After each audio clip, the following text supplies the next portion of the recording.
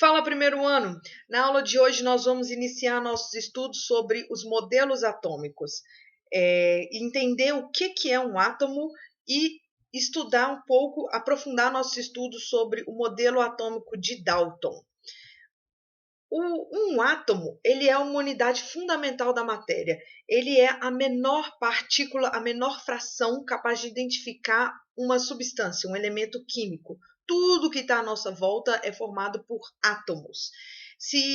E essa ideia não é uma ideia quando a gente essa é uma ideia que vem desde a Grécia Antiga, dos filósofos antigos.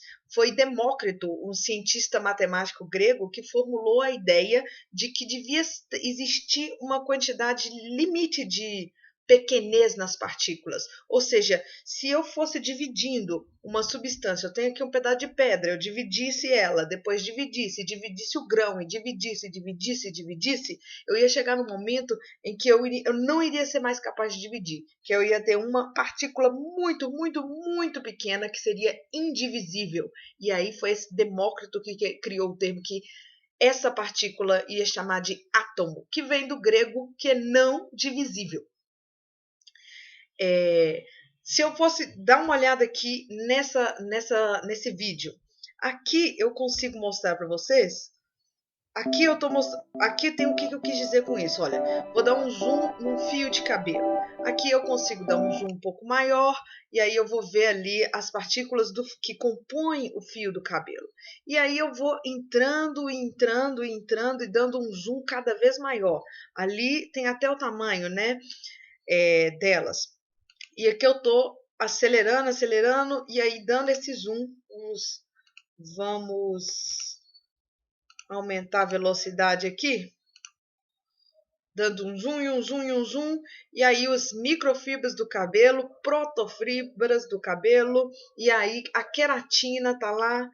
E aí do que é formada essa queratina? Aqui nós chegamos em átomos, tá vendo? E os átomos, aqui um átomo de carbono, e agora a composição de um átomo de carbono. E para Demócrito, o átomo era, até aqui não existia, porque para Demócrito o átomo ele seria a menor partícula.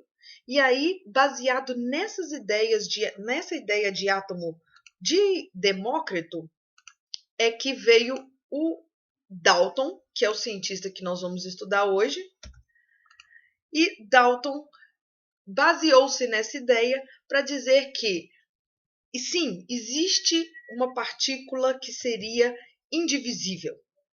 Vamos chamá-la assim de átomo. Mas como que é esse átomo? Esse átomo, de acordo com o modelo de Dalton, ele seria uma esfera maciça e indivisível. E átomos de um mesmo elemento, eles seriam iguais, enquanto que átomos de elementos diferentes seriam diferentes. Ele até representou isso numa tabela, sendo que elementos diferentes ele fez círculos diferentes. Então, o hidrogênio seria ali só aquele círculo, o oxigênio um círculo com um pontinho. Isso para ele representar aqui, quando eu tenho elementos diferentes, os seus átomos são diferentes. Então átomos de elementos diferentes diferem, no caso, em massa e tamanho, né? Não na colorido diferente. Na realidade, eles teriam tamanhos e massa diferentes. E esses átomos, eles podem se unir para formar substâncias diferentes. Essas substâncias elas poderiam ser simples ou compostas. Como que é simples ou composto? Simples, ela é quando a substância é formada de um único elemento. E quando eu tenho mais de um elemento formando aquela substância, eu tenho uma substância composta.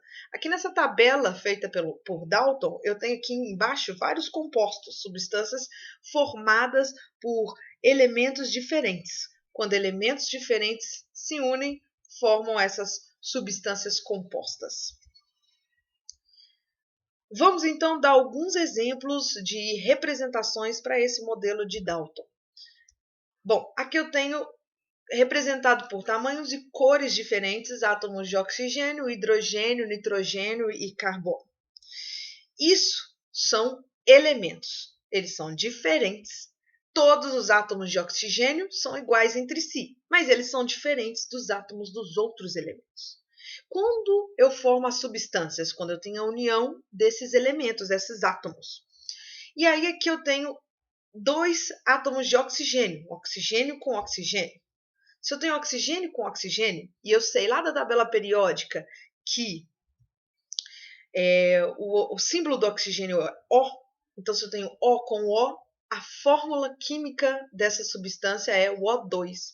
E como eu tenho um único elemento ali, que é o oxigênio, eu classifico essa substância como simples. Aqui eu tenho, olha lá na tabelinha de cima, hidrogênio com oxigênio. Então eu tenho um hidrogênio e 2 oxigênios. Qual seria a fórmula? H2O, é a água. E como eu tenho elementos diferentes compondo essa substância, aqui eu tenho uma substância que ela é composta. Esse modelo atômico de Dalton, ele é capaz de explicar diversos fenômenos, incluindo os experimentos de Lavoisier, que nós vimos nas últimas aulas, que resultou na lei da conservação das massas. Essa lei, ela diz que numa reação química, os átomos apenas se recombinam. Então, já que os átomos não são destruídos nem formados, a massa dos reagentes é sempre igual à massa dos produtos.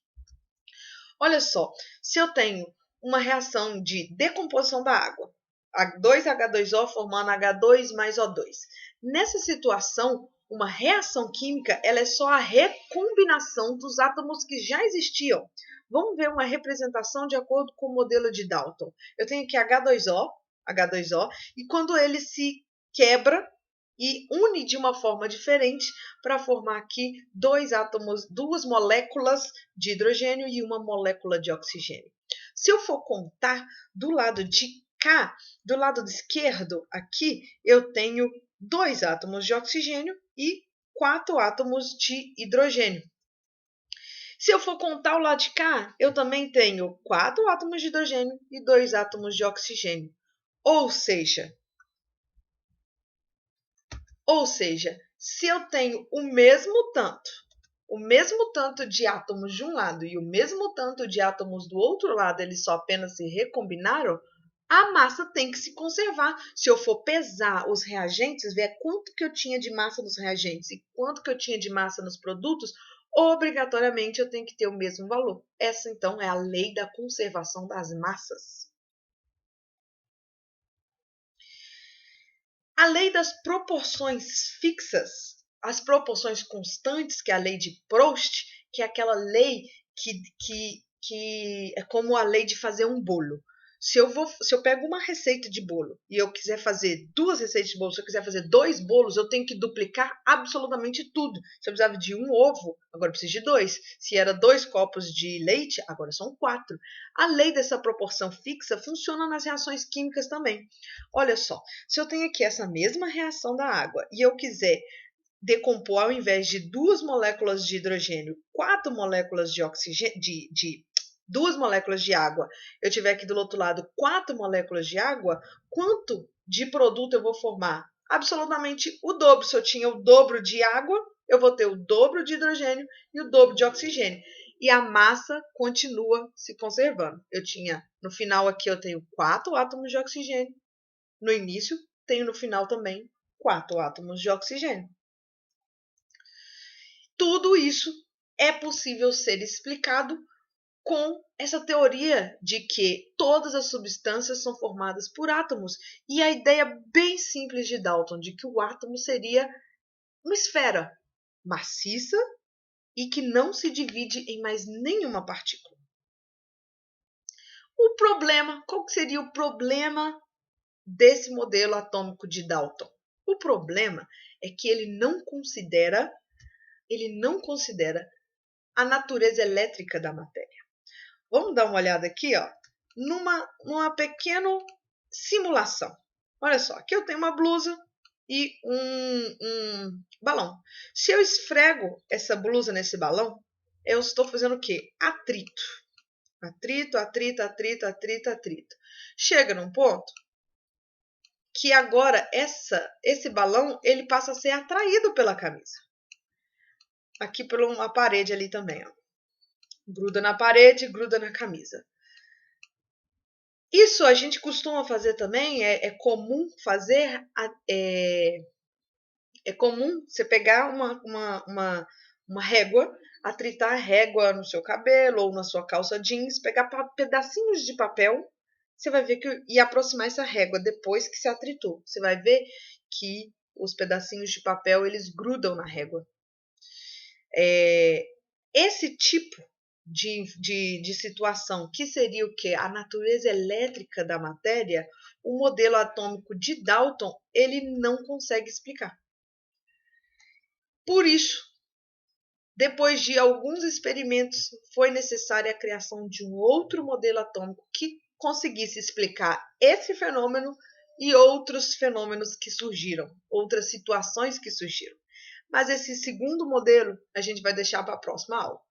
Então, fique de olho para não perder a nossa próxima aula da semana que vem. Até lá!